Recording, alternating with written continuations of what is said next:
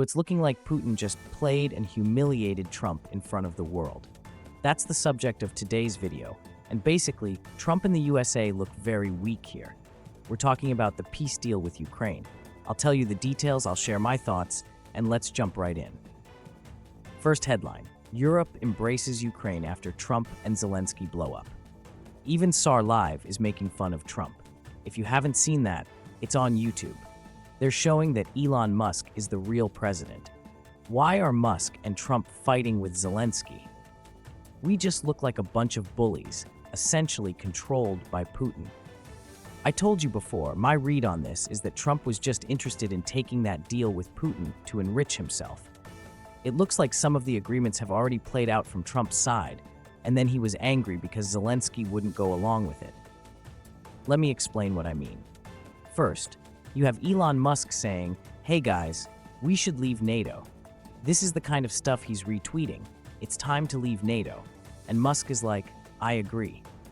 From Trump's point of view, and this is why I connect things that others may not, it says here, crypto prices jump after Trump announces 5 tokens for strategic reserve. What I think is going on is that there are some agreements made between Trump and Putin. One would be pumping up crypto so Russia can avoid sanctions, oligarchs can throw their money into crypto, and so on. Now, put this together with another announcement today. Trump ordered the Pentagon to stop offensive cyber operations against Russia. Basically, whatever deal Trump and Russia made, this would be one thing: eliminate intelligence agencies like the CIA and FBI. That was announced early on when Trump took over. Another part, shutting down cyber operations against Russia. Then, Trump is pumping crypto. All these things connect, so Trump starts taking actions to benefit Russia and the oligarchs, avoiding sanctions, making a new relationship with Russia. Then, they try to get Zelensky to go along with this deal, which was just between the USA and Russia. Zelensky refuses. Zelensky talks about the details and demands security guarantees. Trump said, "I don't know that we can get both sides to the table at this point."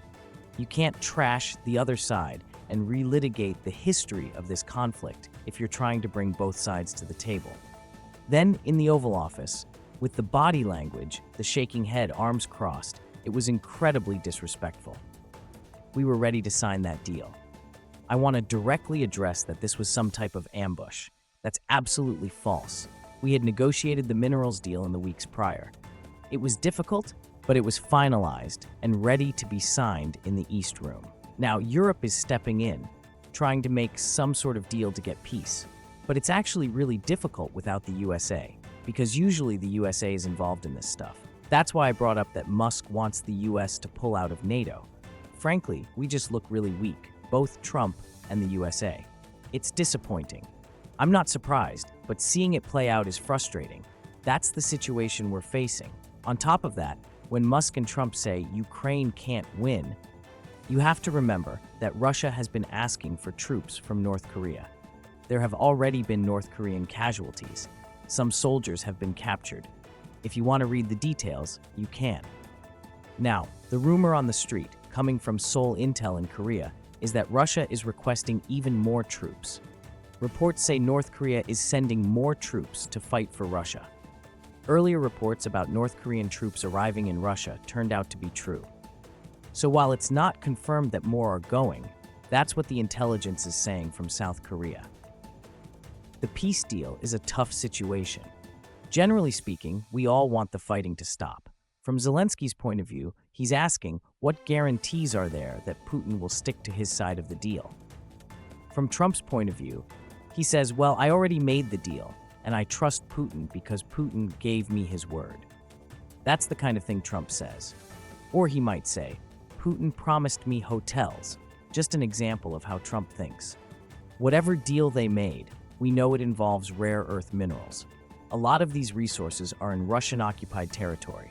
The idea would be, Russia keeps the land it already has, stops fighting, and then the USA and Russia figure out how to divide it up and make money. From Zelensky's point of view, there's no assurance that this would hold. Right now, European nations are discussing ways to secure a peace deal, possibly by bringing in troops.